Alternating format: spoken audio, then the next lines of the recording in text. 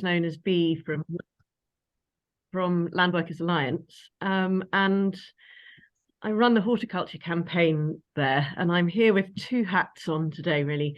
Maddie invited me to come along because I've been involved in the Peri-Urban Practitioners Forum, and there's been a lot of interest among the practitioners in mapping, and we're thinking about running the next forum about mapping. So Maddie suggested when she saw this that I came along today. But I've also been doing some mapping with the Land app as part of the ELMS test and trial that Land Workers Alliance have been running, called Growing the Goods. And we've been doing, of particular interest to some of you might be the peri-urban mapping that we've done on the outskirts of Bristol with about 8 peri-urban growers, looking at how it connects, well, how they can collaborate. So particularly with some growers in the Chew Valley and on the southern side of Bristol. And then we've also been working with growers in Cumbria, North Cumbria and Kent. So yes, I'm really interested to hear what you're doing in this group. Maddie's been trying to entice me into it for a while. Well, it's good to have you. It's great. Thank you. And I will pass on to Lynne. Hi, yeah, thanks, Steve. I am Lynne Davis, and I'm doing some work with Land Explorer. So I'm going to talk a little bit more about that in a bit. But yeah, building tools and open source Collective Commons so that we can improve our ability to map collectively and also view land data. Yeah, I'll pass to Dan. Thank you, Lynne. Yeah, good afternoon, everyone. So I'll be also talking a little bit more later on in the call, but just to introduce myself, Dan Evans, soil scientist at Cranfield University, and I'm interested in not just the soil science that goes in behind urban food growing, but in how we might be able to enhance food growing opportunities in some of the underused and vacant sites in our towns and cities. But I'll say no more because I'll talk a little bit later on. I'll hand over now to Joanna. Hi, thanks, Dan. Hi, everybody. I'm Joanna Ferro. I'm a landscape architect at Arup in London, and I've been working really closely with Janie for the last 3 years. We kicked off our first project, phase 1, which was mapping potential and existing food growing spaces in Lambeth Borough in London.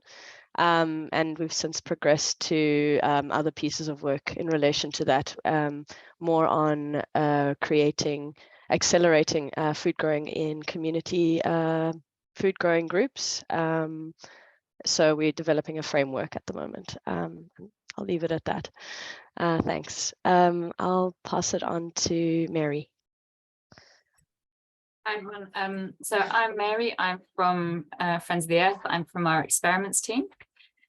So my job is all about trying out new stuff and in small scale community-based experiments to see then if we can expand it further. I'm particularly interested in the moment, very similarly to what Dan said actually, in kind of mapping unused and vacant sites where there's potential for urban food growing and urban greening. We recently did a bit of work with Maddie where Maddie's done this amazing kind of synthesis review of all the different tools and things that all of you are using, which is brilliant, and hopefully we'll be in a position to share that very soon. But it's a really fantastic kind of gathering together of all these different of all the different tools and projects and things that you're all using to try and understand that better, understand where there might be scope for perhaps tools that really work from the citizen point of view of people who really want to get involved in greening or growing in their immediate neighbourhood. I'm not sure, I didn't come in right at the start, so I'm not sure who hasn't been, unfortunately. Peter, I'll pass to Peter. Two Peters, so Pete's going to go for, okay, sure. I'll go first, then I'll pass to other Pete. Yeah, so I'm from Hyde Park Source in Leeds, working with Emily on the climate action Leeds stuff. Yeah, similarly, we're interested in vacant land, but also looking at improving the process for communities to access local authority land as well, because it's all a bit hodgepodge and unclear how people go about that in Leeds, as I'm sure it is in other places. And We've also just put together an interactive map using the ArcGIS platform for green activity providers in Leeds. So that's been an interesting project as well. Yeah. And I'll pass to Peter.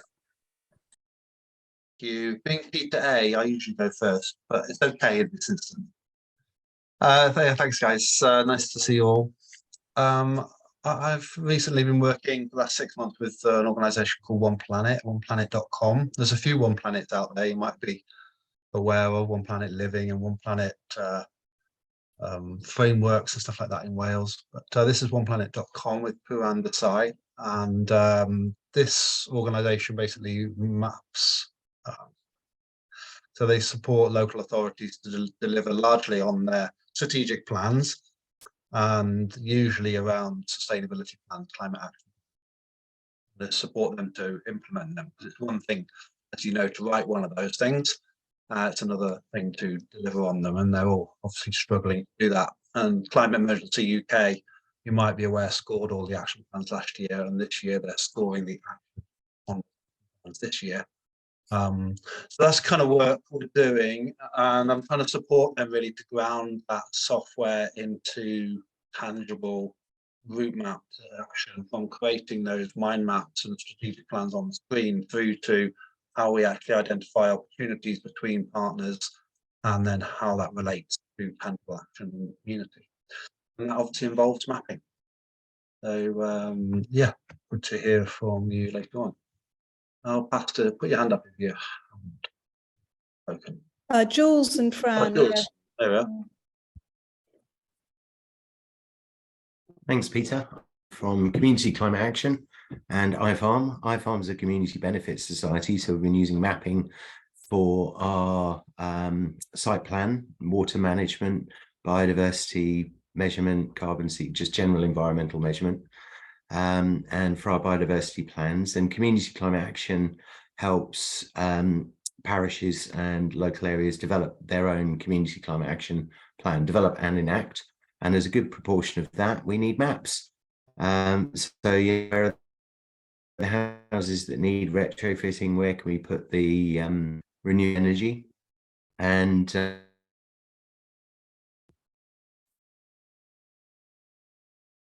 conversations with our farming community, mostly via the Suffolk Farming Wildlife Advisory Group, where we're looking at some quite large landscape scale things in terms of rewilding and agroecology. So to be able to map that as a benchmark in terms of data and see how we can improve. Brilliant. Over to Fran. Hi. So yeah, I'm representing Regather today in Sheffield, but actually I'm re-engaging with land mapping because there's an opportunity for the food partnership, Chef Food, to maybe do a little bit of funded work with Sheffield University around mapping sites in Sheffield, existing food growing sites, but also looking at new sites. And I'm particularly interested in working out some parameters of what kind of information we should be recording for those sites as well. So if anybody's got any thoughts on that, whether, you know, size of site, type of soil, all that kind of business, any kind of metrics that we can show on mapping would be really interesting to me. Thank you. That's amazing, Fran. That's exactly what we're talking about today. And for B, who I've not met before, just to let you know that I work with Incredible Edible Lambeth, and I also work with Good Food Oxfordshire. So I'm living in Oxford. I used to live in Lambeth. In both places, I'm engaged in mapping and supporting new growers actually in Oxford. So we are going to kick off because I can see that B from her message is not here for long, and I want her to hear what Dan is up to. I think there'll be lots of connections here. I know that Joe from Arup has met with Dan. In Lambeth, we're also interested. And yeah, there's so many kind of points here where we can intersect. So Dan, has Maddie made you a co-host so you can, if you'd like to. I think I can. You want to show a screen? Yeah. I think I can show a screen. Brilliant. Thank you. Great. Jenny, Maddie, and all. Yeah, so just I'm going to share my screen here. Never know whether these things will work or not. So someone can tell me whether they can see this or not. It may also be the case that my headphones, they turn off basically after about 5 minutes of nothing coming in. Yeah, if you do want to interrupt at any point and I don't seem to register that and continue, then just continue. The headphones will receive that signal, and anyway, we can have a discussion. But and what I want to do today really in this first part of the meeting, as by the request of Janie and Maddie and the UAC team, is just to give you a sense of what we've been doing in Islington in the last year or so, about 1.5 years really.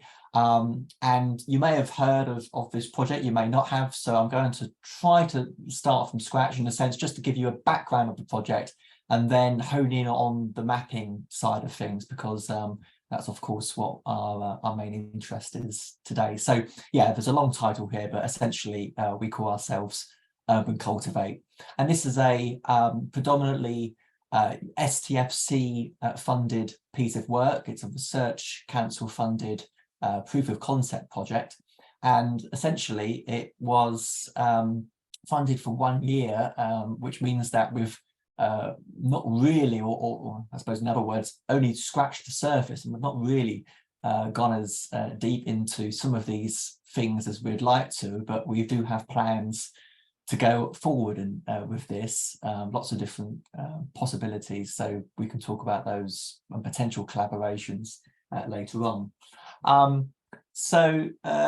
Just to introduce myself again. So my name's Dan Evans. I hold a research fellowship at Cranfield University.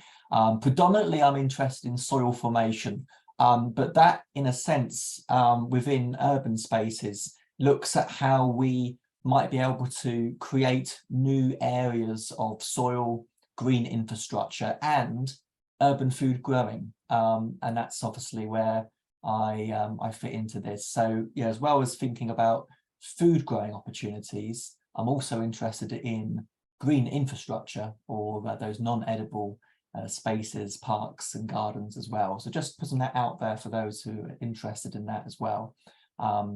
So essentially, at the start of this project, we had identified a few kind of issues around how we do food growing in towns and cities. And essentially they are listed on the left in those black and coloured boxes there. And the main thing really is that at the moment, our urban agriculture occurs on relatively few sites, and these are often disconnected. So we put all of our resources into a couple of allotments or community gardens. Those have the impact of overworking the soils and the natural capital. You often limit the distribution and equal accessibility because you may only have 1 or 2 places used for food growing. And then also we identified that where urban agriculture tends to focus on, maybe this is perhaps an obvious point, is around the cultivation of the food. And there's less emphasis on other kinds of nodes. So things like composting, waste collection, the seedling stage, that kind of gestation stage that you need before full-scale cultivation. And then on the other side of that, what do you do with the food? So food vending, knowledge exchange, perhaps some of that goes back in the circular economy to the waste collection side of things. And so what we wanted to do in this project was essentially create a new design perhaps for a local self-sufficient, very circular based network of food growing sites that would allow food growing to be healthy and sustainable and resilient for people, but also would help bring people together in new ways, new and exciting ways, build on that diversity and equality piece, as well as individual health and well-being. So a tall order for 1 year, but essentially this is a 1 year proof of concept. So we had to start from somewhere. And so our main kind of aim really is to look at the available spaces and identify where those spaces could be used for food growing, essentially mapping new food growing spaces, but doing it in a very particular way.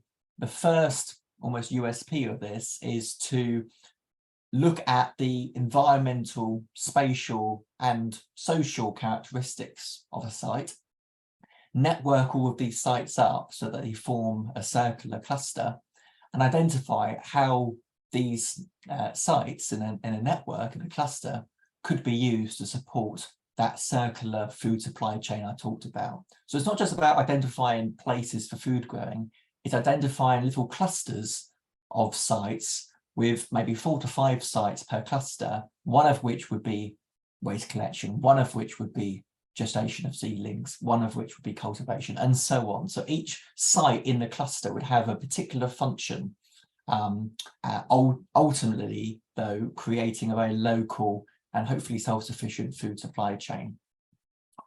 So to kind of do this, we started off mapping clusters, as I call them, of the underutilized sites at a relatively small scale. So we were working at the ward scale in a borough. Not at city scale, certainly not at that scale at the moment, looking at a small scale proof of concept to begin with.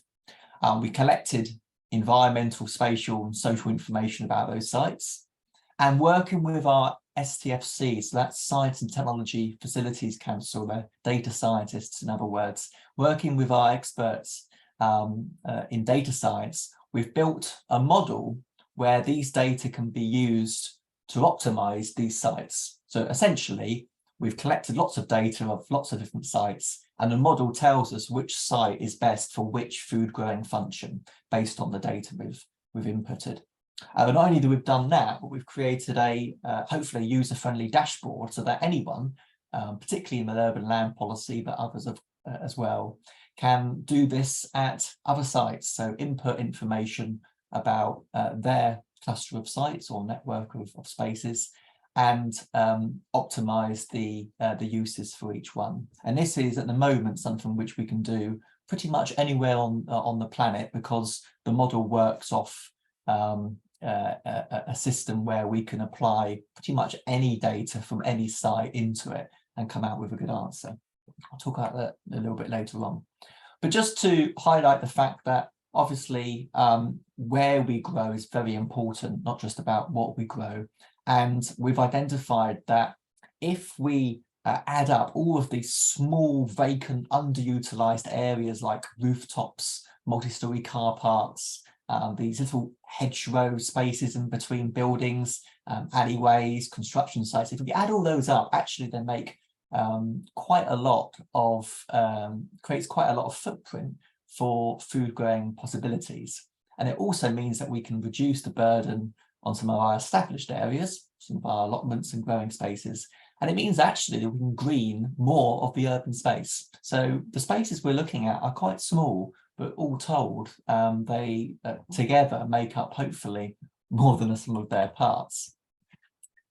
So we've been basing this work in Islington. And why Islington? Well, basically during and after the last war, the last World War, we saw quite a significant portion of land in London allocated to support horticulture.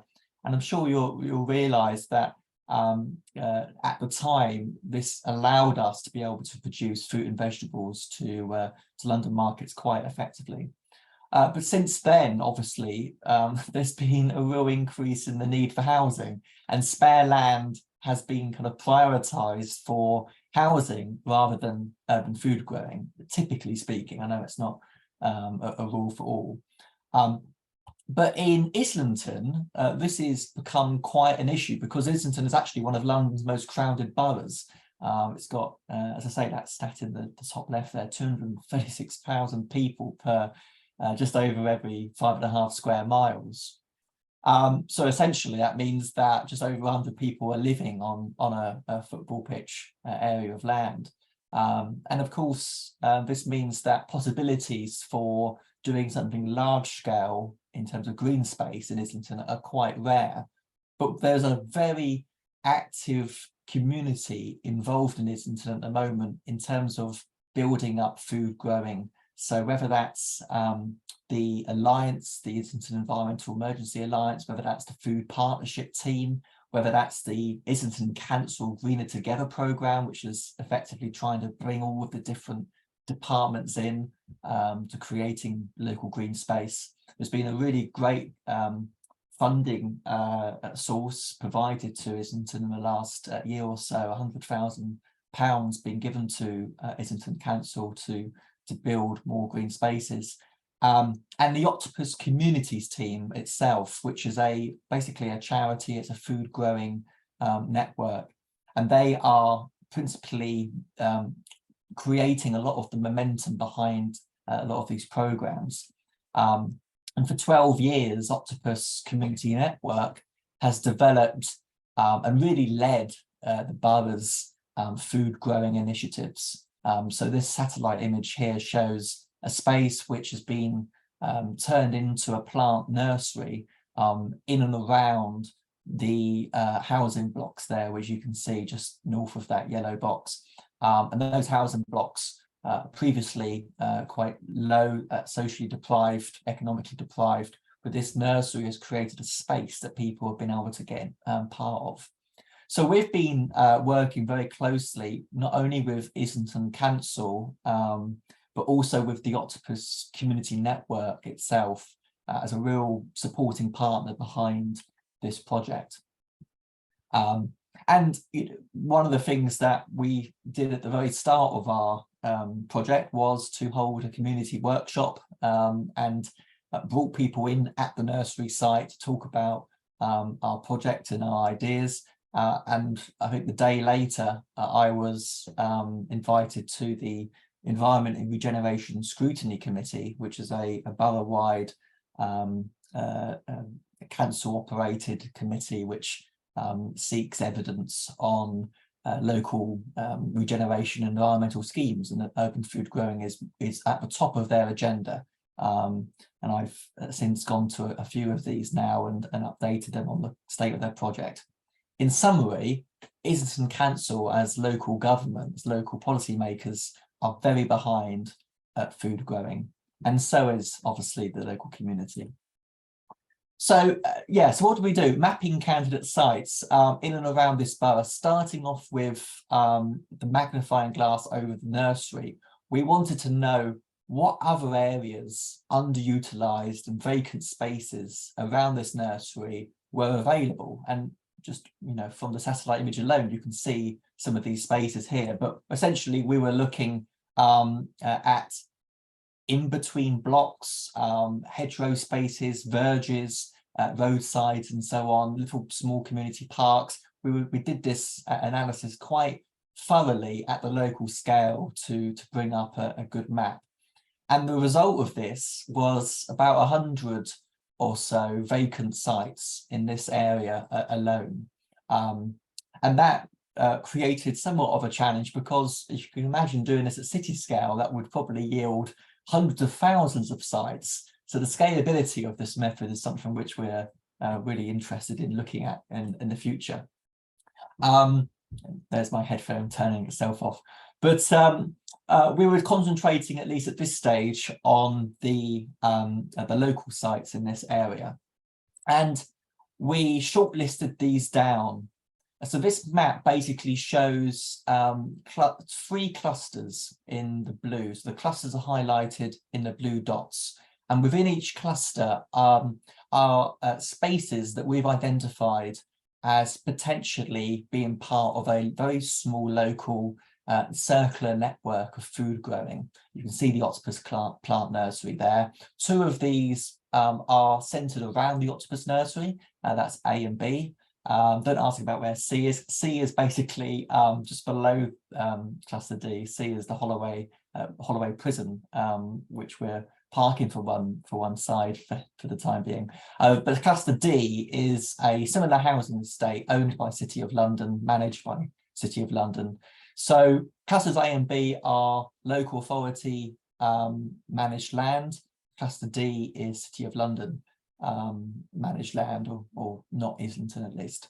So it provides some interesting policy questions, but essentially the kind of look of these sites is very much the same. So you can see here that we've found sites which are underutilized, they're not used for food growing. In other words, they're not active sites. They're kind of passive in the sense that they're there, they're available, but they're not being actively used by the local community. A couple of these examples, I'm not sure whether my this is going to work or not, but if I just highlight this leisure space in pink here on the left-hand side.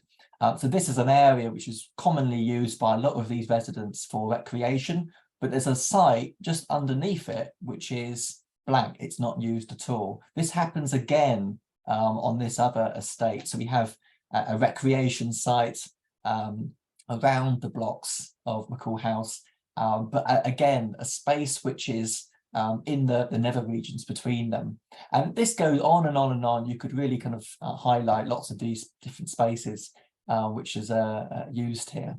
So I haven't just annotated that map. I'm going to try to go forward in the presentation. Realizing, of course, the annotations remain on the slide for me, but hopefully they don't deprive your enjoyment. So this is the Holloway Estate. This is cluster D. Again, a site which is passive, not an active used area. Okay, so these areas might be used for things like recreation. Perhaps people use them for a bit of peace and quiet, perhaps the serenity outside in London. But there are spaces like this example in the middle of this concrete area here, not allocated to any particular food growing function, or indeed any function really. And there's a lot of sites behind this block, just under Drag Dreams, wherever that is. There was an allotment site here which is just starting up, but a very large underused car park space, which our authorities tell us could well be used or expanded into a much more of a larger food growing facility. So a lot of those spaces. The legacy of my annotations continue. The environmental data collection. So you remember that I talked about mapping and then collecting data. So we collected lots of data on all of these spaces last summer. Microclimate, which was interesting during the drought. Nevertheless, we pursued air quality readings as well. And of course, I couldn't go without the soil quality data. So we did quite an extensive soil contamination survey, but also nutrient survey as well, really getting a sense of what these soils were like existing in these spaces. But also realizing, of course, that a lot of these sites would potentially be modified into raised beds and so on. So sites where the ground contamination may itself not be too much of an issue. And just an example of this, you can imagine a food exchange site, a site which is predominantly used for food vending. The ground contamination itself is hardly going to be of priority there because obviously the function is food vending. Whereas a cultivation site, the quality of the soil would be absolutely important. And so we did this air quality, these environmental quality readings, and you can think about the same thing around kind of air quality as well. In a waste collection site, is the air quality so much of an importance compared to cultivation food vending? You don't want to be vending food where air quality is really poor. You might want to use those poorer air quality spaces for other functions. But this is part of that optimization I was talking about. And the spatial data collection is quite similar in the sense that we were looking at characteristics of the sites themselves. So the geometry of the site, the area, the shape of the site, the volume, the airspace above. We have some spatial analysts in the team here, which were really key to all of this, but also looking at urban integration. This is what that little funny diagram is in the top center there, of the red, green, blues, and basically this is a map of the area showing how well connected all of the roads and transport networks are to each other. And what you'll notice there is that some spaces or some roads are more connected than others. And that may be where you want to place a food vending site or a waste collection site. Sites, in other words, where you want lots of people engaging with them maybe not where you want the cultivation or gestation of seedlings. Maybe you want your seedlings away from busy traffic, perhaps for security reasons and so on. So there's a lot in this that we can use to help optimize the sites. And then finally, we put them into this dashboard, this model. So it's a 4-step approach, really, and we've created this pretty much from scratch. So we provide, to start off with, the ideal values for all of these environmental and spatial criteria, such as soil pH, air quality. There are some European/national guidelines for what, for instance, air quality should be, or should be at least below. These thresholds are kind of given, but others are not, so it really depends on what you're growing, I guess. But we give these ideal values to the model, and then we feed the model with the data we've collected from the sites. And essentially the dashboard works out how close these the ideal values are to the data that we've inputted for each of the sites. And it comes out with this kind of suitability score. And so then the dashboard is able to optimize each of the sites with a specific function, food growing function, according to the highest suitability score. So it will compute basically the sites which have got the best suitability for food growing, for cultivation, as a cultivation site. Sites which have got a greater suitability score for waste processing and soil formation, it will optimize those sites for those functions. And so, yeah, we've got some readings here. So this is all of the sites in one here. You'll see that we've put all the clusters together at this stage. And really just to emphasize the fact that here it's showing that the sites around the octopus nursery would be best used for seedling gestation. We have a cultivation site across the road, probably because that's actually quite a large site. So the model thinks that it needs a large space for food growing and probably smaller spaces for seedling development. Waste processing and food exchange is placed around this site. But the problem with this, of course, is that you've got lots of clusters together here. And ideally, originally at the start, we said, well, we wanted the circular food growing network to be within one cluster. So we started actually being a little bit more refined here. So this is just cluster A. It's just looking at the sites in and around the Octopus Community Plant Nursery around Tufnell Park Road. And here it's reporting something different. So because we've narrowed in on just these sites, it suggested that once again, the area which is larger, which is north of Tufnell Park Road, used for food exchange or cultivation. In fact, actually, the suitability scores were equal.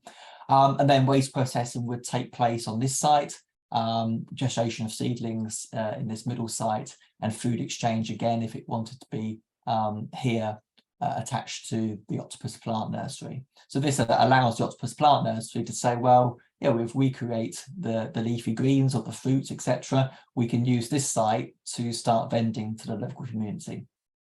The other point I'd make about this dashboard is that you can change the weightings. So if you want air quality to be absolutely below a certain point, or you wanted to increase the importance of, say, pH, because you're, for instance, working on a particular vegetable that requires a certain pH, or the community desperately wanted a site with of a certain size because it thought that it needed a certain size for a particular function, you can increase the importance of all of the criteria, and the dashboard then recalculates it.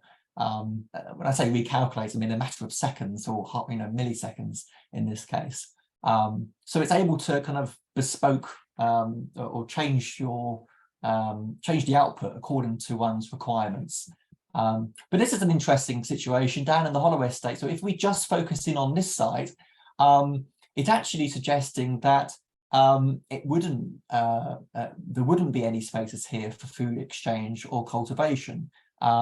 So what that tells us is that this large space in the top part of this photograph here, although it's probably large enough for cultivation, it's probably not deemed well for cultivation, perhaps because of some soil quality or air quality reading. So in many ways, it's quite interesting because it allows us to see or understand why certain spaces shouldn't be food growing spaces, as opposed to just giving us information about which spaces can be used for food growing and cultivation. So that's quite an interesting function out of this dashboard as well. So I'm going to wrap up in about 5 or so minutes, but just wanted to tell you that basically what we've done so far is provide a kind of technical report, technical analysis. We know what's kind of technically possible given the environment and the spatial characteristics. But I mentioned social characteristics at the start, the social properties. And so one of the things that we're starting to do now is build into our workflow this idea of, well, we know what's possible, but does the community desire it? Does it accept these functions as optimized by the model? So in Islington, we've got a community open day on the 29th, a full day event where the local community can come and do some activities in and around these spaces, learn more about what we've suggested for them, and also air their comments, views, questions, reflections on the model's output. So it's a way of gathering data about desirability and acceptance, so we can then plug that into our model later down the line. And then kind of maybe this is the platform to go into discussion, but just to say that Urban Cultivate will have a website launching, we hope by the end of this week actually, because we have a network meeting with local government on the 21st of April where we want to launch our new website. We've spent a lot of time developing it.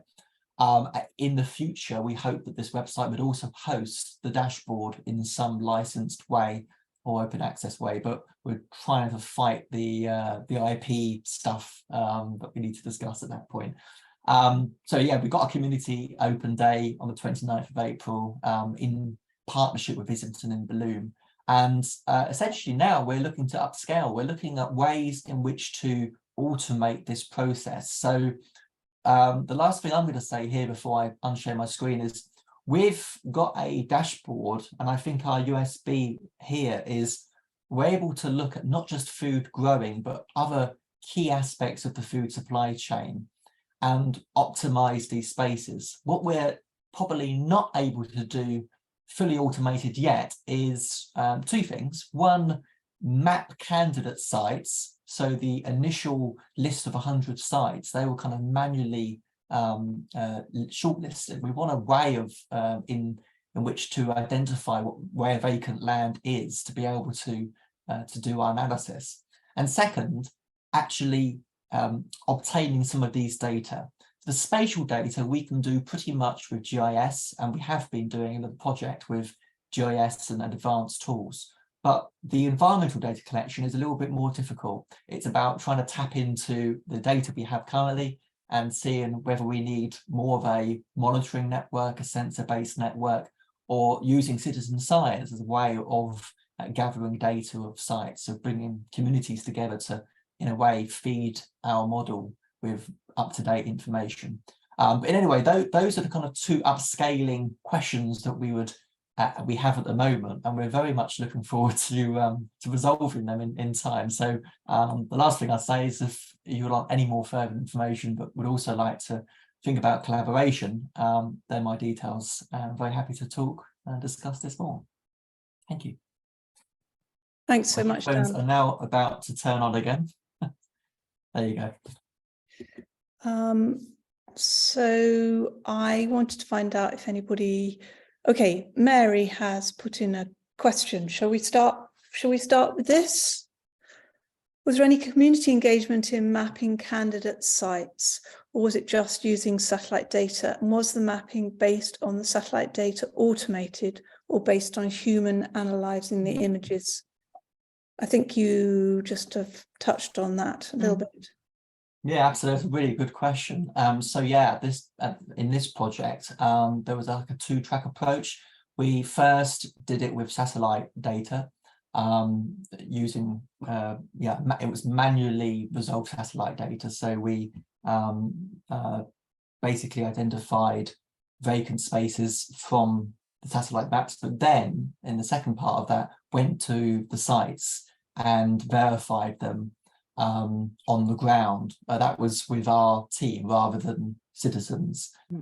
We did also verify these sites with Islington Council as well. So we actually did a walking tour with Islington Council to learn more about the sites, who owns them, who manages them, and etc.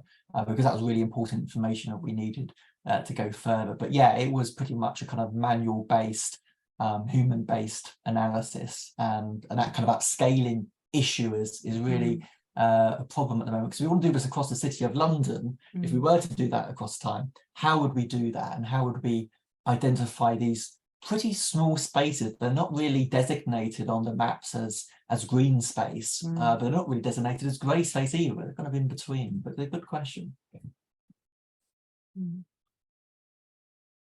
Anything else, Mary, you want to come back on that one?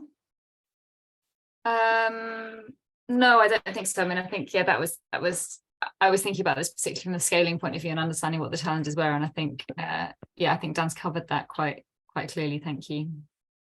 I was definitely thinking about how much will Octopus evolve, because you've got to know that people want to use those spaces in those particular ways. Yeah, and that's why we actually brought Octopus in on that walking tour, because they know, Islington Council knows who manages it and who occupies the land, etc. But Octopus has this kind of sixth sense of the community, and that is also part of this upscaling issue. Is trying to maintain those local connections, whilst also being able to do something maybe at large. So yeah, it's a balance, I think, between those two. I think you did so well to identify those community groups who can then collaborate. That's exactly, and then if local authorities recognise the value of those boots on the ground, that is just such a game changer in a way, which is what most of us are involved in here, is that on the ground work, which is often goes sort of unrecognised, I think, by the local authorities. I was intrigued because I saw that bit that came out as on top for food growing, and yet it was next to the main road.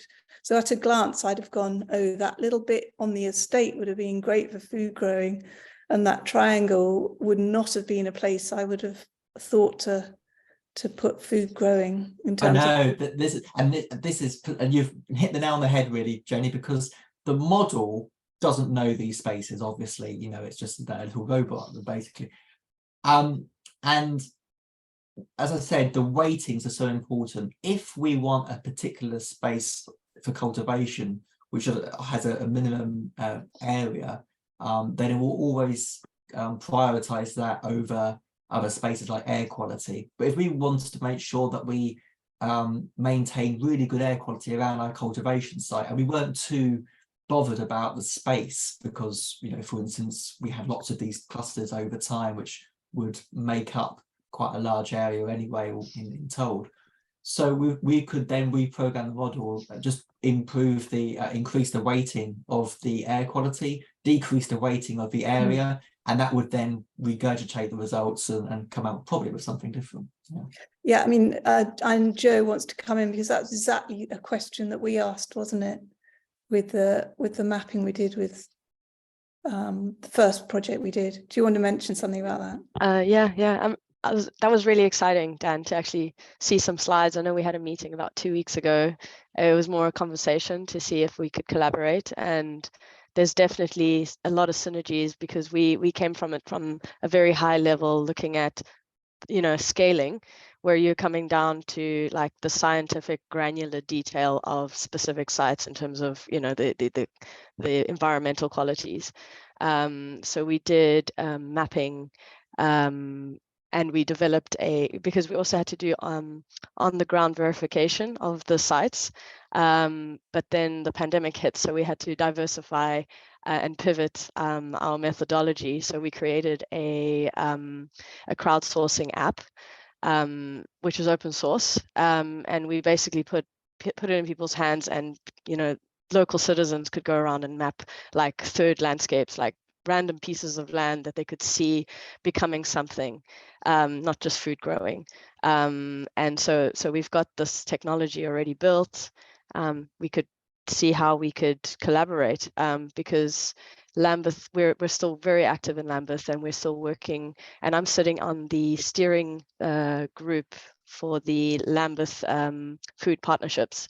And one of the potential projects that we're wanting to explore is what a sustainable food neighborhood might look like.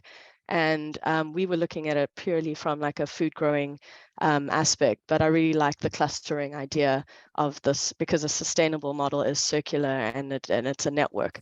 So yeah, I hope we can continue these conversations. Thanks for presenting. Thanks, Joe. Lots of questions coming in. So Emily, apologies if I missed this, but which data sets were used for environment and soil quality attributes? Yeah, it's a really good question, and what we found actually is that there's very poor, very sparse data out there for these particular sites.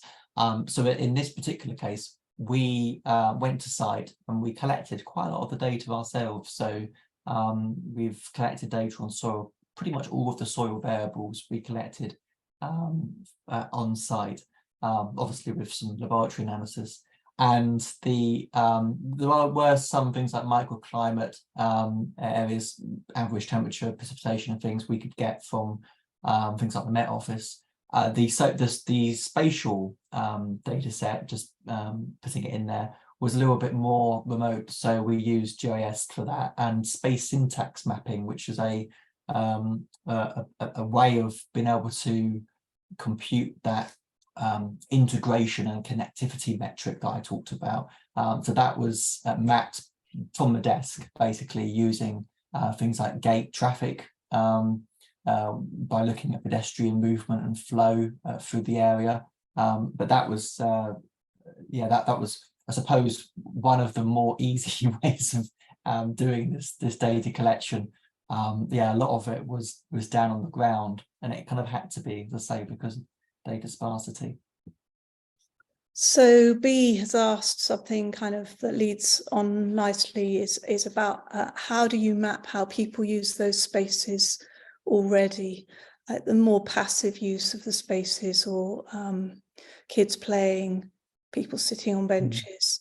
Where's the data for that? Yeah, it's so we asked the same question, and there's two ways of doing this. We either go in wanting to measure that at the start, or we go in with the idea of suggesting or proposing to the local community how we could make these spaces more active, and then hear from them what their thoughts are. So this is why we're doing this open day. So essentially we've got this space and environmental technical analysis now. We now want to triangulate that with this all important social acceptance and desirability. And on that open day, we will ask those questions about what do you use these spaces for currently? What do they mean to you? And what were your thoughts are? How would you feel if these spaces were turned into a cultivation site, a food vending site? Really hearing that, we're bringing in an ethnographic specialist to do that piece of research, which is going to be a real important triangulation. And that will be, I suppose, the final piece in this, because we can go to Islington Council having done that technical report, but supplementing our technical findings with the voice from the ground or from these sites. So yeah, that's pretty much the way we're doing it. But I must admit, Joanna's development of an app sparks quite a lot of potential here, because we could then ask citizens to fill in these kinds of questions and give us their voice throughout the project, rather than just on one standalone day. We could ask them to comment all the way throughout the year. So there is potential there, I think, for some collaboration and development. I think one of the reflections from that app was it was a very particular demographic who actually filled in, walked around and worked with the app. And how do you reach the people who are living in the estates better? That was an issue. I'm just so interested in how people are using space currently, looking at the Lambeth, these horrible bare estates. So what you're showing in Islington it really resonates. It's very similar. And there is a reluctance for change, isn't there? There's a sense of, oh no, why would we want to have this any different to how it is? And people have got used to particular spaces as they are. So it is very important that the community element of these projects is embedded right from the start, which I think most of us are doing. I just wanted to say hi to Ario. Sorry that I haven't acknowledged you before. I'm really pleased that you're able to join us today. And sorry you've missed much of Dan's presentation, but this is recorded, so hopefully you can hear it later. Do you want to say anything at this point, or are you happy just listening? I'm happy listening, but I just want to flag one thing, which Maddie knows already, and also Bee's here on the call, which is as part of the project that I'm leading, the Fringe Farming Project, which is all about peri-urban agroecological food production across the UK.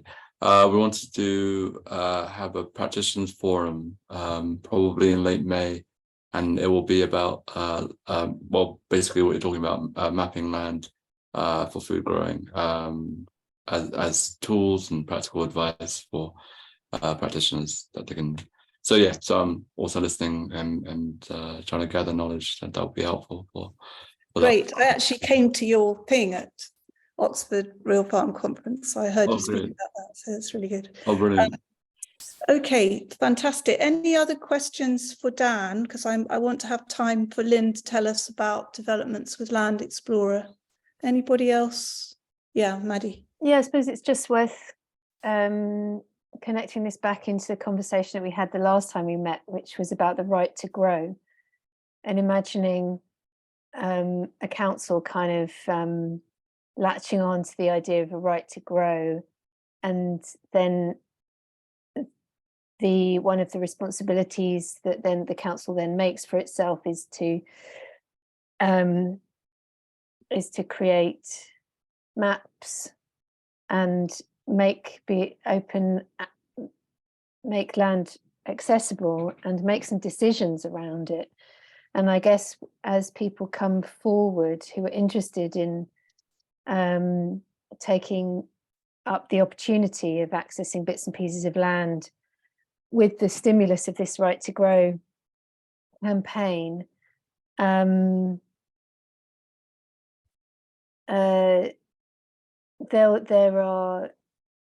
then all of the kind of the piece around ownership of and management and governance by the people, for the people, with the people type of stuff. As people have these intimate connections with the spaces. I think that's something that struck me, Dan, was that there's an intimacy about these spaces with the people that are around them, and there will be elements of connection and ownership that already exist, even if the land use is more passive.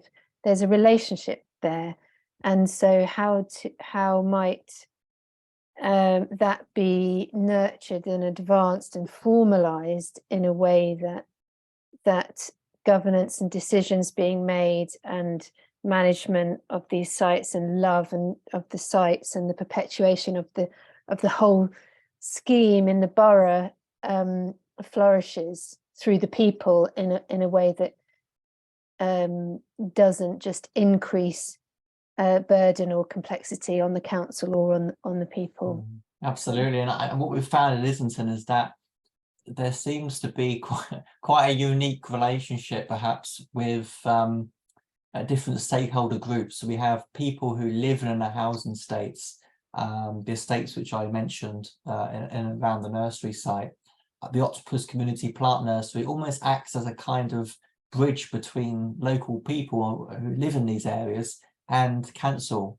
And so this is how, I guess, the project has evolved with this framework, and where there's discussions to be had around consultations for the different sites, different spaces, Octopus always seems to be there leading the way, which just just shows how important they are, and these local communities, little community networks are for informing decision makers about what people want. But hopefully with a kind of a combination of these community open days where we listen rather than talk to the community, we listen to what they want, things like the app, but also, as I see in the chat, some other ways of tapping into the community, some more informal ways as well. I think with a combination of these, it will send quite a continuous stream of information to us, which in time we can then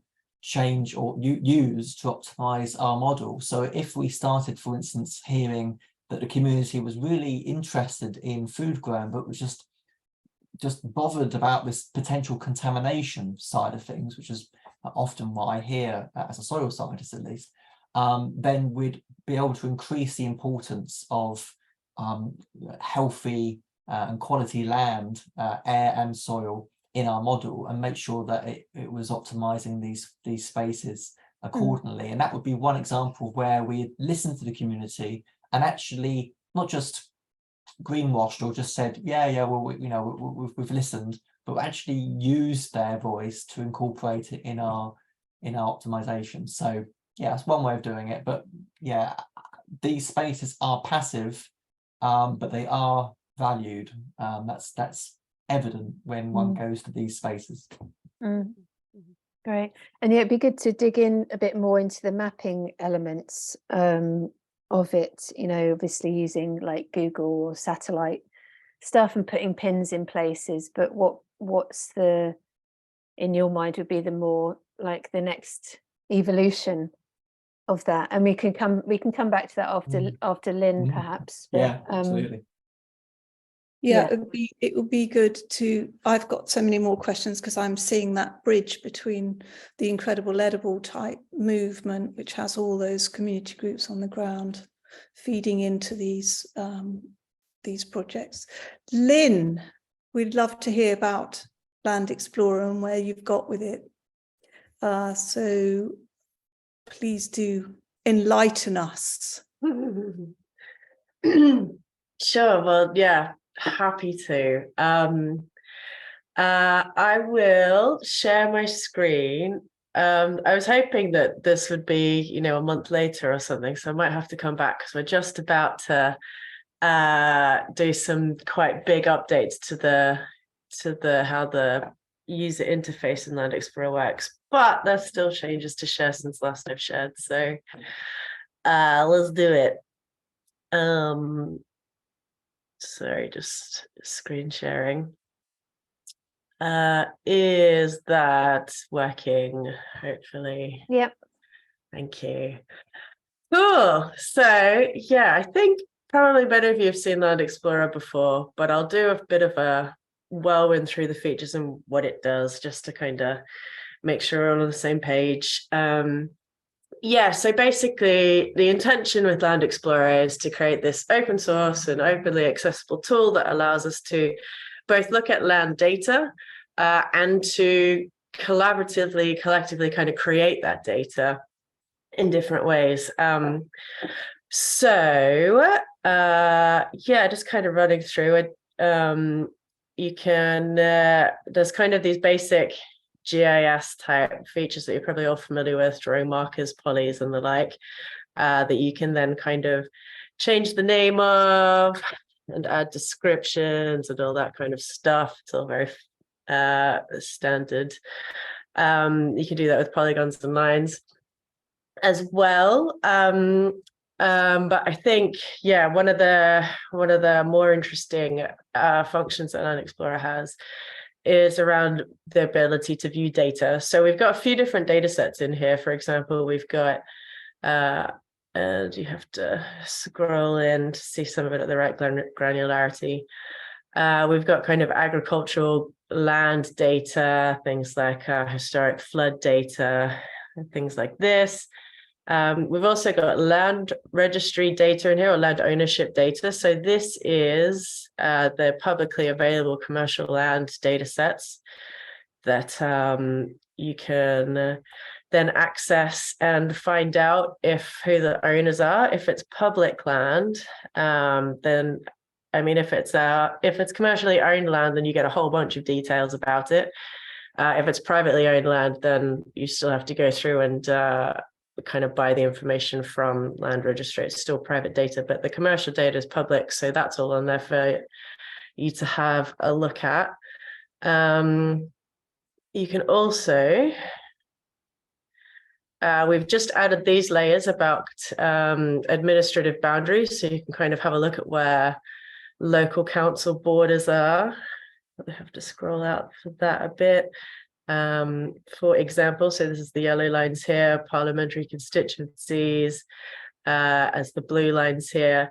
And one of the things that we're working on in the background is being able to then add data about these different administrative regions. So you can kind of find out who to contact about them, find out, we're planning on incorporating different data sets about, that maybe have deprivation metrics or things like this, so that you can then kind of click into some of these wards or council areas or constituencies and find out some of the data and who to contact about things. So that's in the works at the moment. And then finally, as layers, you can we've got this ability to kind of create these private layers. So these two data sets aren't available to everyone. They're actually just available to kind of community groups. So Resilient Green Spaces, for example, are mapping lots of land data across Wales. Better scroll out and find Wales. There it is. And you can see these kind of loads of different, so this is the data set that we've imported, full of allotments and community gardens. You can kind of view these different growing spaces. Some of these have been collected with boots on the ground, finding out information. Others have come from local authorities. We've got CSA data from the CSA network, yeah, these are kind of mapping information across Wales about community growing spaces.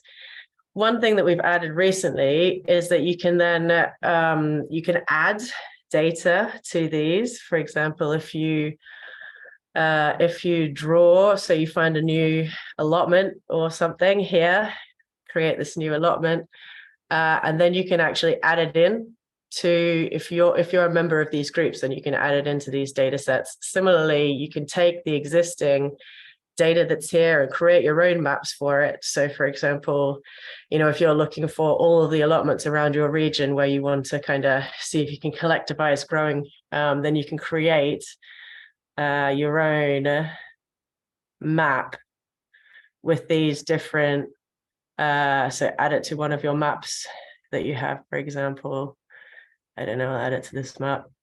And then share those maps with other people so that you can kind of collectively use this data, build up data sets, and add, get the boots on the ground, add data from exploring and, actually citizen science approaches, or incorporate the data. So you build a new relationship with a new local authority and you get that data in.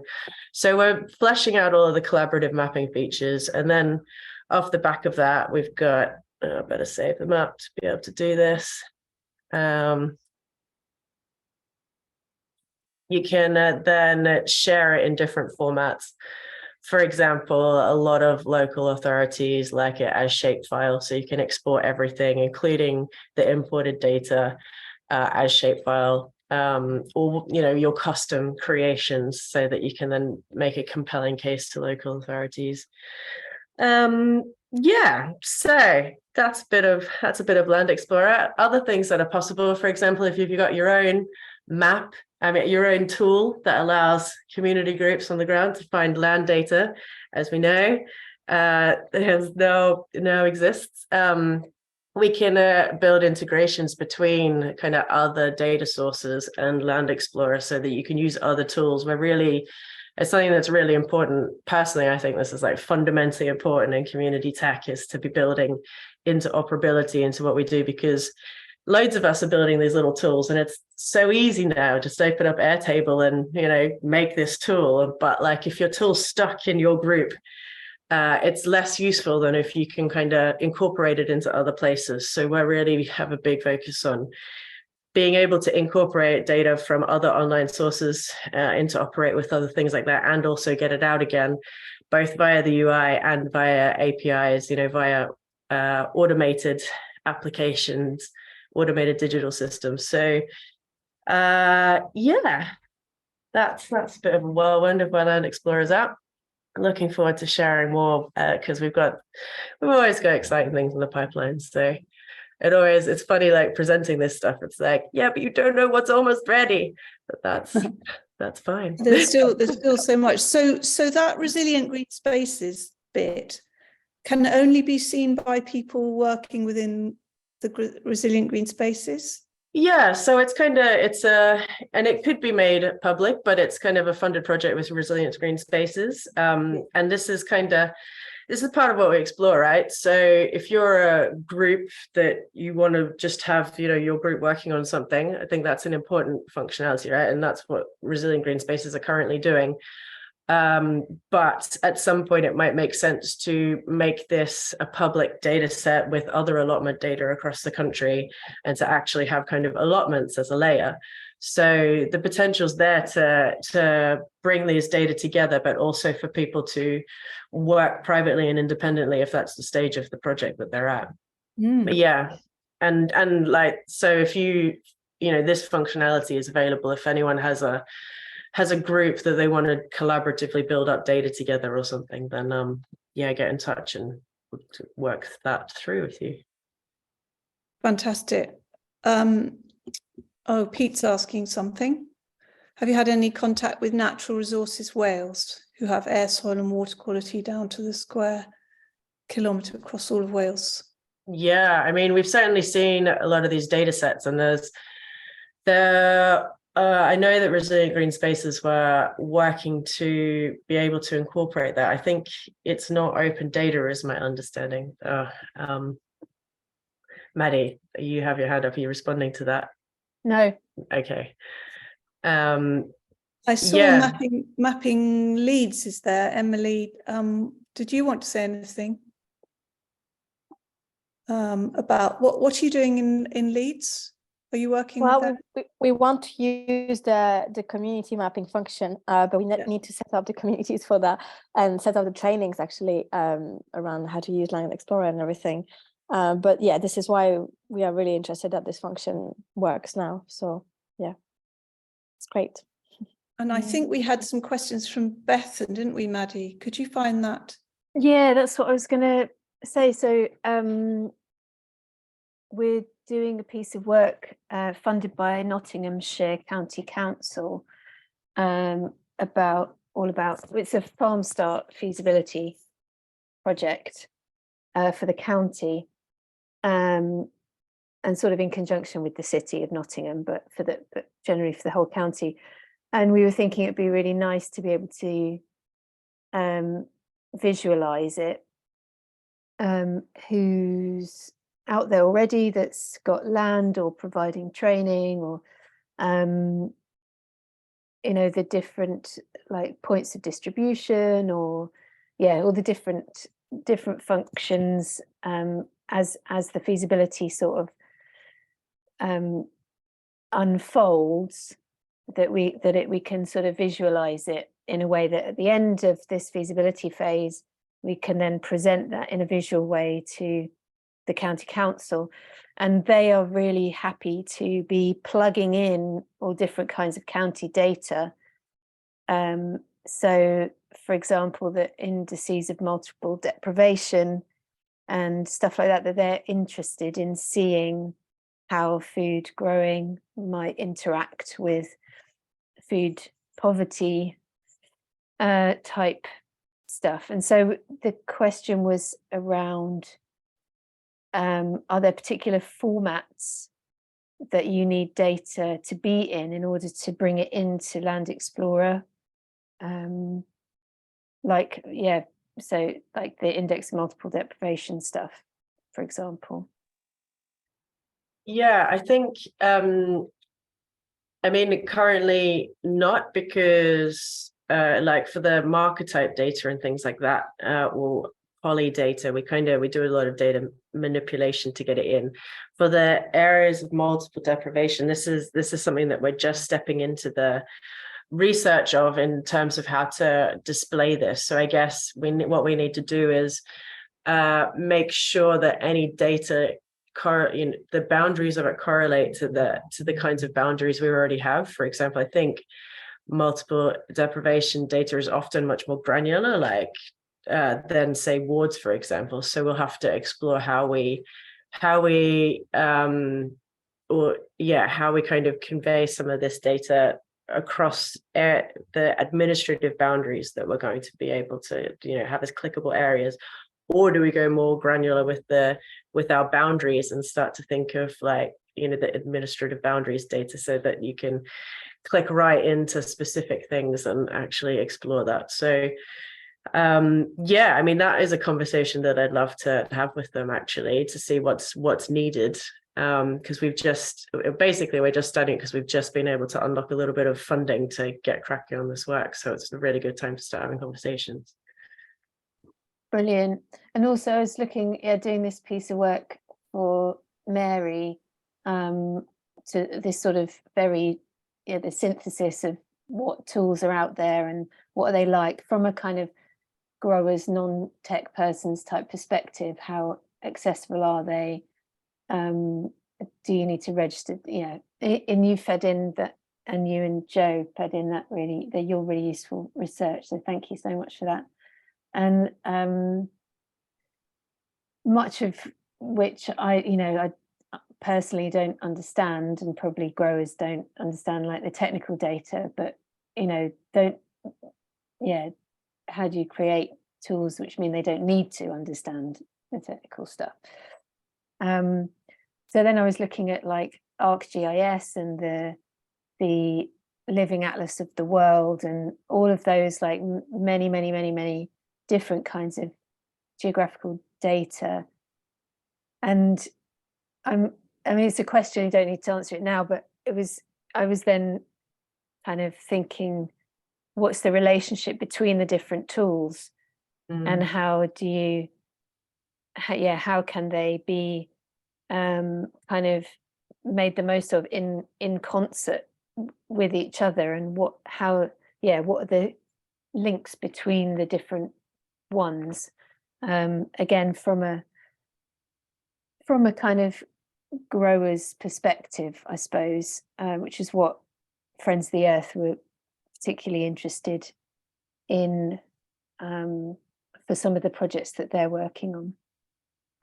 So yeah, it's such an interesting user experience question, right? Like, it's one thing to just put like you have a web page that says go to this tool if you want this information, this tool if you want this information, but like that doesn't make for a kind of simple journey, right? Like if you find yourself in a tool and then you've got to remember to go back to that site, and like the kind of making it easy for people to actually find that data wherever they end up is I think part of the art form. But I really like the idea of like not reinventing wheels and using using one tool to just link into another tool. Oh, would you like more data about this bit? Click this link, and then suddenly you're in another tool in the same area. Like things like that, I think, can make it so much easier to navigate all of the complexity out there without actually having to implement anything.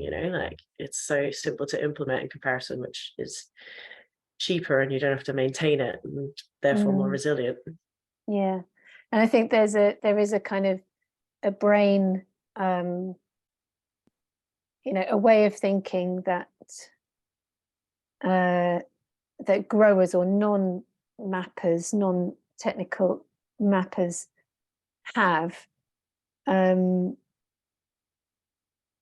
which is easy for those who are developing the maps to forget, because they have different brains. They have technically, more wired brains, and so it's then testing those tools with people who really know nothing, and not taking any of that knowledge, not assuming that anybody knows anything technical, and is it still usable and useful as a tool.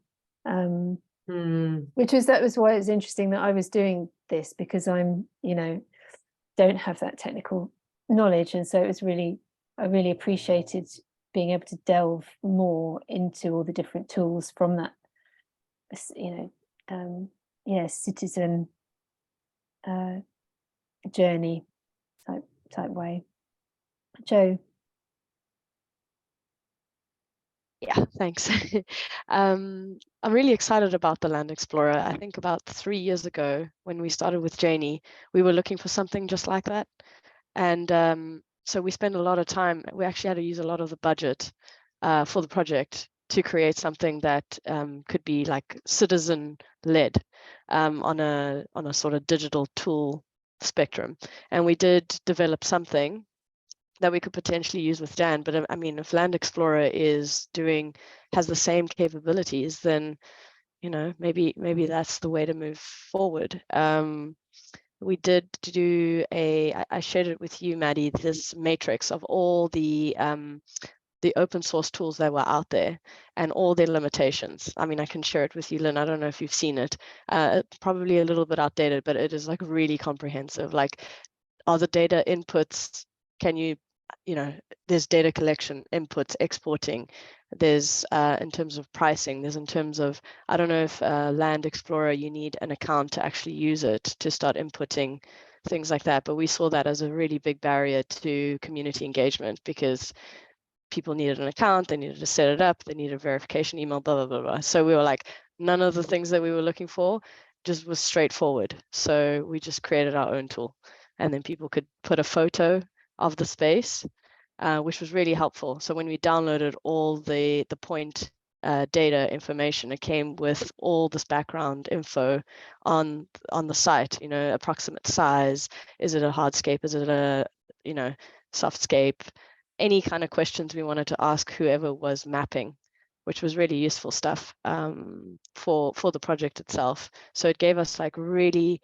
high level estimates on like what the feasibility of food growing could be on these potential sites, like on a best case scenario and a worst case scenario. And we basically just used a universal unit of measure, which is like the size of a parking bay, because most people can understand it's the size of a car, or is it 3 cars, or is it 50? Because we're spatial planners, but people mapping aren't. So it was very interesting lessons learned. And where am I going with this? It would be great to speak to you just to see if Land Explorer has those capabilities of like, because if we want to continue using our methodology on further sites, because now we've identified areas of high deprivation with low access to green open space. We've done all the weighting. So we did all the GIS analysis, and it kind of highlighted areas in Lambeth. Obviously, the weighting was a lot higher for areas of multi-deprivation, low access to open space. Food deserts were also another data set that we used. And also high density areas was another high weighting. And then that's why we teamed up with Incredible Edible, because they're the community partner with trust on the ground and relationships on the ground. But we did find that the people that came to our workshops to learn about how to use the tool, we actually demoed the tool to learn, I don't know what the right terminology is in programming, but but it was kind of a minimum viable product. And people came on board and said, these things aren't obvious, these things are obvious. So we adapted and changed it. But yeah, it would be interesting to see if the Land Explorer could also do a little bit of like weighting stuff, like similar to what Dan's dashboard is doing to drive decisions for community groups. Thanks, Joe. Dan. Yeah, well, I was just about to say that actually. I mean, I guess the Urban Cultivate team feels slightly as imposters to the group really here, because rather than just mapping land, probably what we've focused on more is what do we do once we've mapped the land? How do we collect the data? And how do we take 15, 20 types of data and optimize sites based on those data points? And how do we do that fairly and robustly? So we're probably working at that latter part of it, and where we're needing probably more help, assistance, perhaps further collaboration is in this kind of prospecting aspect of, well, let's take the whole of, say, Islington or Lambeth or any other borough, city or town or whatever. Actually coming up with that initial list of sites to do this in would be, really quite, well, for us would be a really important next step in upscaling our dashboard. And I think there is a role for platforms like Land Explorer to play in that, because clearly there's a lot of information there. I think for me and I was just exploring the Land Explorer app, funny enough, and I was trying to differentiate between a park and, let's say, a space in between a building, which is just used for a bit of recreation. And I think it's in driving down into that detail, which would be really important, because we don't necessarily think that we need to turn all of our parks into allotments. If we start turning our smaller spaces all together, they add up into quite a large area for local communities. So I think there is this prospecting piece of work to do, and then we can come along with our dashboard. At that point, we've got something meaningful to give to local communities. Thanks, Dan. There's two things really. I just wanted to say in Lambeth, we've got that microcosm because we've got a place that does seeds and seedling distribution. We've got composting sites. We've got a farm. We've got loads of community gardens. We've got a cafe. We've got a market. And it's all in one ward, which is the ward we want to work on. So I think there's real possibilities. Fran, I was wondering if any of this resonates for you and whether you want to make any comments. Not to put you on the spot or anything. Oh, maybe she's not there. Oh, I am here. I'm just multitasking as always. Okay. What am I thinking? Yeah, I'm thinking this, how it translates into and when to involve the community is particularly interesting, because you can do a lot of work around finding the ideal site and then discover that the community hates it, hates the idea of having any change, which is something that comes up quite a lot. So yeah, I've been interested to hear all about that. Yeah, I'm also really interested to hear how community can be brought in at an earlier stage, really, and whether there's a way of the technology being approachable enough. And it's I'm interested to see what's happened with Land Explorer since I've last looked at it, which has been a little while now, because I think the Land Explorer interface particularly is quite user friendly, quite particularly compared to things like DEFRA's Magic Map, which I've been using for donkey's years. So I think that has an opportunity to bring some people in who are interested in the community, put a bit more agency in people's hands. But yeah, that'd be a nice idea. Thank you. Yes, I was thinking about how, if you have a part of it like the resilient green spaces, so they're mapping their area and they're working on it themselves. What happens when they've stopped doing that piece of work?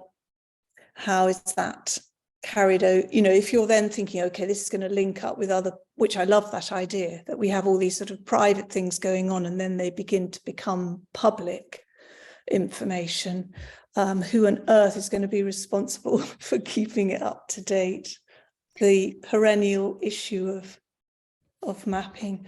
Oh yeah, Fran. Just wanted to say quickly, it won't be Sheffield City Council in our case. I'm absolutely confident of that, because hence why we're doing what we're doing. I think there's a nice idea thinking that there's going to be tie-in with local authorities, and obviously it depends on what the local authorities doing, but I imagine we're going to be presenting the data to them rather than the other way around. Simply, well, you know, Sheffield's budgetary constraints are in really bad state, and people being fired left, right and centre, so we're losing the expertise in the council. So yeah, I don't think it's the local authority who are going to be driving these processes. Yeah, I agree. Joe, is that an old hand up or a new hand up? It's a new hand. I just wanted to ask Lynn, in terms of like mapping on the ground, are there capabilities like, I don't know if you've come across a Kobo toolbox. It was developed by the Harvard humanitarian group, and it's really interesting because you can actually be on the site and just walk the perimeter and create like a polygon. Do you have that kind of capability? Not yet. It's on the That would be roadmap. awesome. But Yeah, that like, would be awesome.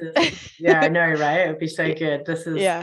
something that we want to get funding for. So maybe we can explore like joint funding applications or something to do this kind of thing. That would be interesting. Yeah. And I think, yeah, like the app that you've developed, it does sound like it's got some really great bespoke functionality. And maybe instead of throwing that away and going, let's use a different tool, like yeah, finding maybe ways to there's interoperate between them, I think is a better Yeah. approach, because you found something that works for your specific context. And I think there's so much value to bespoke software like that. So yeah. Well, we wanted to make it open source, but it's the license is owned by Arab, so you know, eventually we'd have to pull it off like the public sort of domain. But the methodology is there. So if we could embed that in a different tool, then it alleviates us, because we actually just want to get nitty gritty on the ground. We don't want to be developing the tools and maintaining that. Well, we do. I mean, there's teams that do that, but in terms of my interests, I want to see impact on the ground. Yeah. So Jules has posted something. Do you want to talk about that, Jules? Sure. Just talking about spatially walking around and measuring. There's a really handy app called Mosure. It does have a capital cost associated with it. It's about $450. So whatever that is in pounds, 370 odd quid or whatever. But it's a really handy app, and it already does that. So it's got all these amazing GPS stuff. It does lots of calculations, and the data from that is again interoperable. So yeah, if you want to walk around, measure stuff, Mosure will be I was just going to interrupt, because the Kobo one is free to use, and it has those functionalities. I'll drop the name in the chat if you want to have it, if you want to check it out. But it's just that, it's just that you have to open an account. That's it. And we thought, well, we're not going to go down this direction, because people are just going to start dropping off like flies. If you know, we want to get as much data. Hi, Emily. Bye. She's gone. She's gone already. Sorry to interrupt. Okay. Very instructive. Do we want to do a quick round on reflections of today, what you'd like to see next, or what has been helpful, especially helpful today? Maddie, would you like to start with any thoughts? Yeah, sure. I mean, I think bringing these tools together, as I've sort of said before, is is potentially a real game changer for neighbourhoods, for local authorities, for growers, and I'd really love to find some funding to do a sort of, to look at how to do sort of place-based prototyping of a number of different tools, and how do you integrate and apply them together as a suite of tools that works, and see how they go down in different places. And I include in that things like Fairhold as a kind of new type of tenancy, or land use agreement, the dashboard, the mapping, maybe, you know, elements to do with collective management of spaces through a land trust, you know, in order to sort of simplify things around governance and measuring, that are all bring these spaces out of the speculative market and into in perpetuity food systems function, because there's always that danger, isn't there, that you can just build on it if you have to, sort of thing. So yeah, I'm really we're like really onto something, and I feel really excited about everything that you all and we're sort of up to, and the fact that we're having these conversations is super cool. So, and yes, Lynn, I'd love to talk to you with the Nottinghamshire crew, and we'll be in touch with you about that as well. And good luck, Dan, with your launch at the end of the month. Yeah, and just, you know, keep talking about it all. And I think we're going to put in for a session with the Oxford Real Farming Conference next January to do a piece around mapping, and you're all very welcome to contribute. It'd be amazing. Yeah, let's send that out to the group after this. We've got to put in a proposal before the end of by the 21st, I think it is. Yeah, of April. Yeah, so it's very soon. But yeah, let's that, I think that's really a good focus. It just feels like it's all coming together, actually, because all these different elements that need to work together with the, you know, the governance and who owns the land and the right to grow and the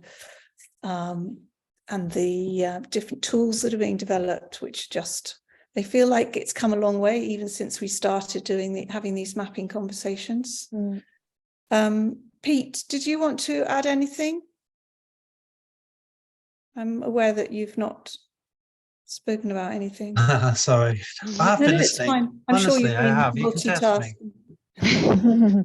No testing required. I just wanted to see if you wanted any. No, it's been really useful, and like I said at the beginning, you know, looking at how mapping can integrate with One Planet. So it does seem like there's an opportunity there with Land Explorer. I've already sent an invitation for a conversation about that. So yeah, I think that's probably the main thing. And then looking at the Natural Resources Wales data, because I don't know whether they have that sort of data in England, but they have all the land, soil and air quality data down to the square kilometre in Wales.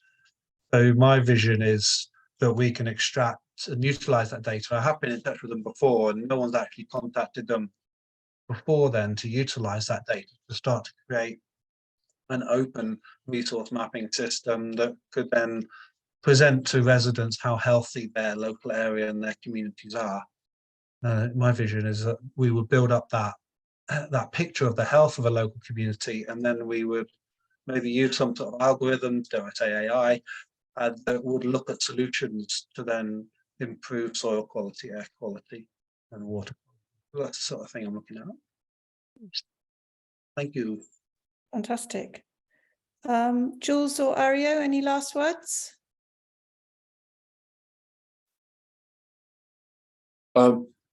Yeah, I have to admit I'm quite new to the topic, so I'm learning a lot. I guess I had one question, which was from a practitioner's point of view, someone who's looking for land for food growing. I wonder if there's some kind of a way you can I don't know, have an interface, like a query search. So for example, someone types in, I'm looking for 1 to 5 hectares of land, 1 to 5 kilometers from, I don't know, Lancaster or somewhere, with a certain rental price, and whether the map is capable of kind of answering that somehow. That's just, yeah, that's what struck me. That would be fantastic. Yeah. I'm thinking about that piece of work in Bristol where they collected all those people wanting land. So they've done that in a very sort of clunky fashion in a form, but if it could be on a map like that, that'd be super cool. It maybe exists already. One of you probably knows about it. I don't. But that's great. Thank you. I've noted It's a good idea. It's really good idea. Jules, I know you've got a million things on. Yeah, well, as ever, very excited to be here and really inspirational. Lovely to see all the developments, particularly in Land Explorer, which is very close to my heart, and it's very exciting to see all of the new additions on that. It's proving to be a really good tool for us to use. Excited to look at Kobo. Not quite sure how it works as yet. Who's actually walking around and measuring, but we'll see. We'll find out. But yeah, the key thing, I think, as well as all of the mapping, is great, and Maddie touched on it and what have you, is great finding all these pieces of land, but we've got to be really mindful of where are the communities in this, because is it going to be a commercial enterprise, which is really hard work, and where's your market, or is it going to be community supported agriculture and volunteering, which is really difficult to sustain. So we might find that we discover all these lovely bits of land that we could potentially grow food on, but you know what, no one's got the time. So we've just got to really be mindful of that, I think. And so that's something I'm particularly interested in as well, is how we talk to our communities and build those communities when we talk about software. As we've found, just even with ourselves, with a bit of commitment, using Hilo or something, can be a bit of a challenge sometimes. But yeah, really fruitful conversations and lovely to see everyone. I actually think that's the main thing that's come out of today, is that real sense that we have to know who wants that land. Is there a desire for that land? Who's going to use it? And is it sustainable? I think, yeah, direct point to that. We need to be thinking about livelihoods as part of this upscaling and the training and all of those things integrated. And one of the things that Mary is working on developing with the Friends of the Earth Experiments project is called Postcode Gardeners. And it's essentially, it fits really well with Incredible Edible.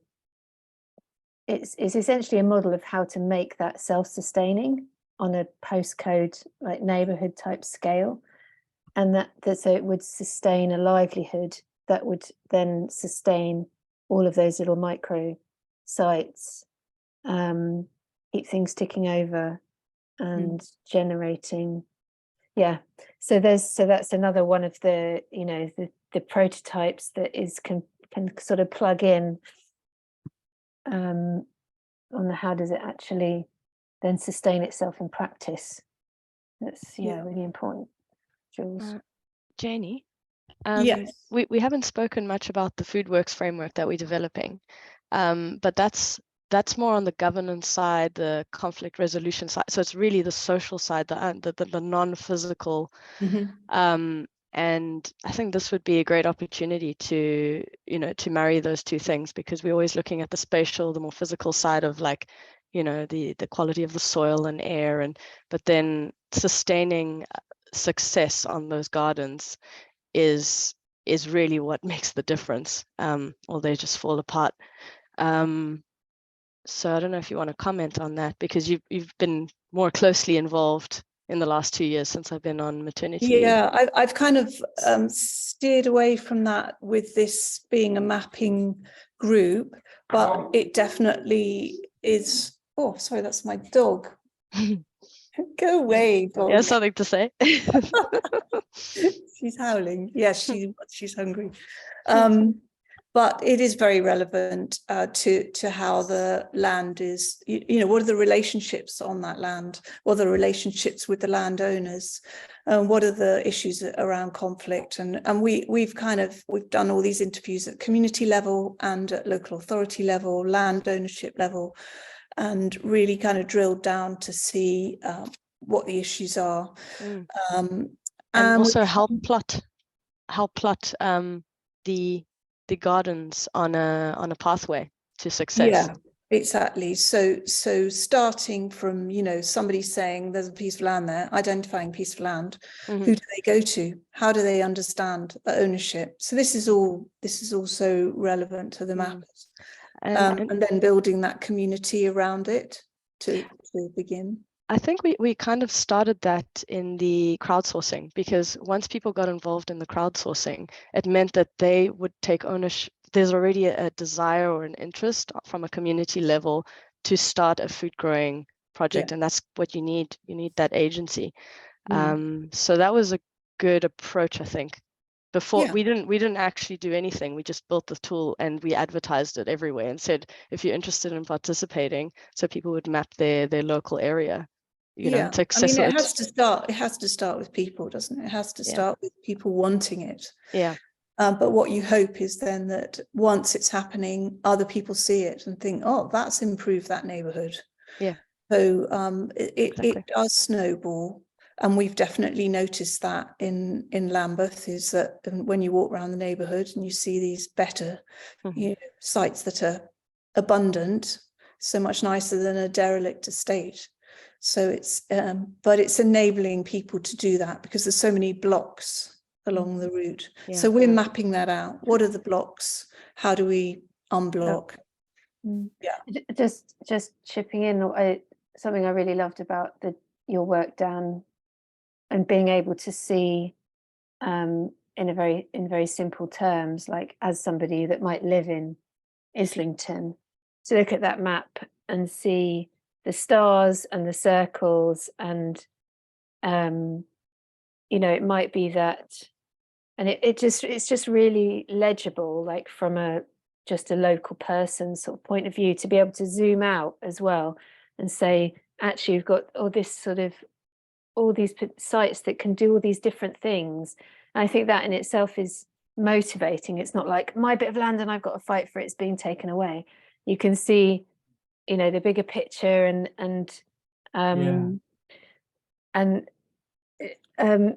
also that it means that where the community support is strong, you just start there, and then you've got, and you kind of build it up, and then you've got places that you can show to very locally, that you can show to other people who are a bit more resistant, and you just, you know, it kind of snowballs.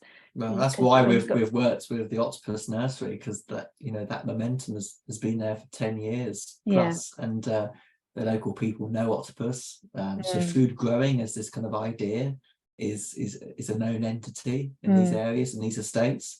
But the whole idea of not trying to put everything in one site means that people can, if they want leisure space, they can devote half that area for leisure space and only half of it to one other aspect of food growing. And if they've only got space to do seedling development or a little bit of soil formation, a bit of composting, then that's great, because it means we're not just taking over all of their site, we're just adding to what's already there. So I think throughout the conversation today, you know, we've looked at these spaces, kind of food growing or not food growing spaces, and I think in the future there is a real possibility that some of these areas are have a mixed model. You know, they can be used for food growing, some aspects of it. Maybe on one day a week they're used for food vending, but the rest of the week they're used as a communal garden park for leisure space and recreation. I think that's the kind of flexible way. So rather than have something on the map as a space devoted to one function all of the time, that these kind of spaces are more flexible, perhaps, to incorporate different functions at different times of the year. I think that psychologically that's important, to get people habituated to the idea of flexibility, because things are going to be very mixed and changey, aren't they, over the coming years? So yeah, just knowing that you can be flexible, that things don't have to be fixed, but when they're in community control and ownership, that flexibility becomes, you know, much nicer to work with. I think one of the problems is local authorities want to sort of ring fence it, actually, literally ring fence it. They don't like the idea of a sort of informal space. They want to categorize it as a food growing space on an estate, and that is what they are gifting the community, never mind the fact that actually that land is public land already. So that's a mindset, a local authority mindset that needs to be shifted. By local authorities not siloing and talking to the communities more. I think that is, you know, it's still top down in Lambeth, definitely. It's like, we will offer this to you, or, you know, if you don't manage it properly, we'll take it away from you. So there's sort of threat hanging over it, which isn't very helpful. So it's changing that, because historically, you know, it's been dependent on one person. They've developed the site, then they've left, it's fallen into ruin. Everybody says, oh, it's a mess, it's attracting rats or whatever it is. So yeah, there's so much kind of historic garbage to get past, isn't there? With all of this. And this is why I think connecting the dots is so important. So where there's something that's happened in one borough or one city as a case study, for instance, that helps to motivate other boroughs, other towns, other cities. I think, you know, when you see action on the ground, that's probably a little bit more meaningful than just, you know, words on a page as well. So I think that's what I've really got from this conversation is I've been trying to position where the Urban Cultivate project is in all of this, and I think, you know, what we probably are is a kind of the second stage after you've mapped an area. You know, how do we process all of those sites? It could be that, you know, across London there's 100,000 or so of these little vacant sites, but how do we shortlist those down into small manageable clusters for local communities to own a cluster of these sites? And how do we spread all these different food grown functions across that cluster? I think that's where the dashboard comes in terms of prospecting all of those sites to begin with, mapping them and shortlisting them. That's where we will heavily rely on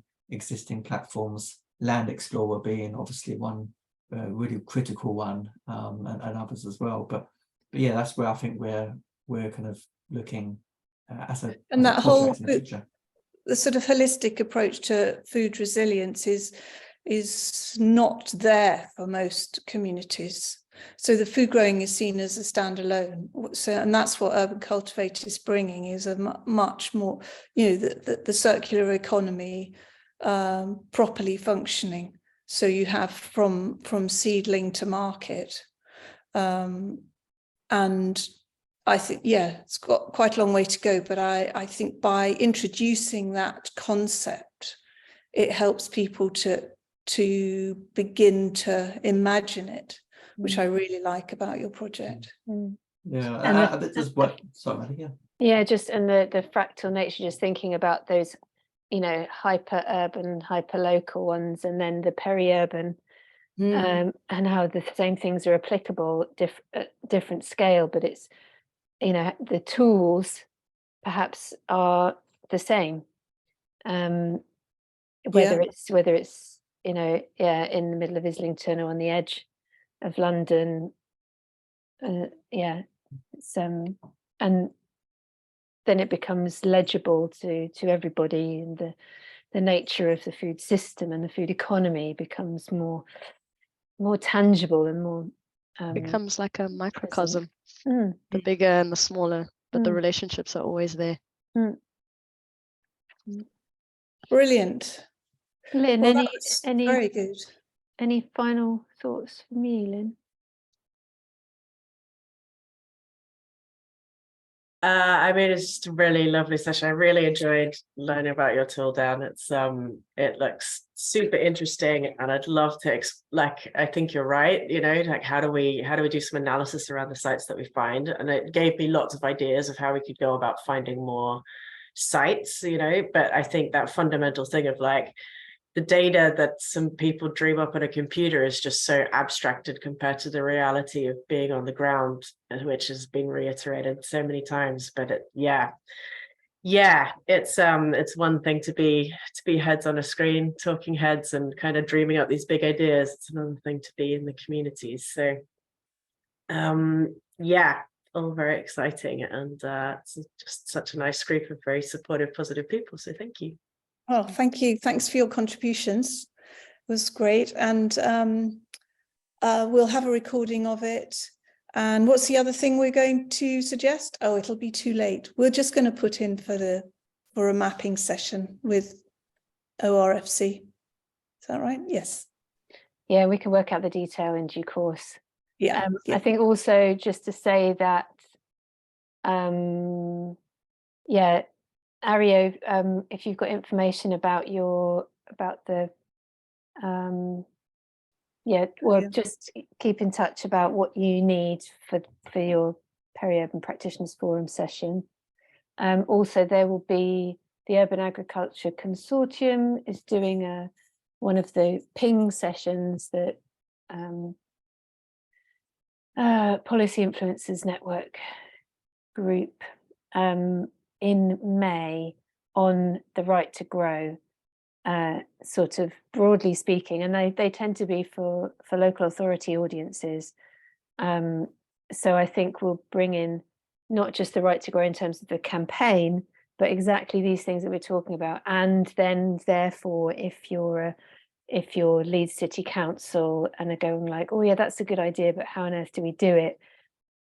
Then the mapping and the dashboard and the other kind of things can then come in behind that kind of the commitment to the idea of a right to grow to help manifest it. So those will be running that session in late May, and I'll send you all out more info and might be asking a few of you to chip in. And Pam and Prue probably from Right to Grow will be there. And it's an opportunity, it's a platform for them to shout about it to local authorities and help sort of answer questions all about it.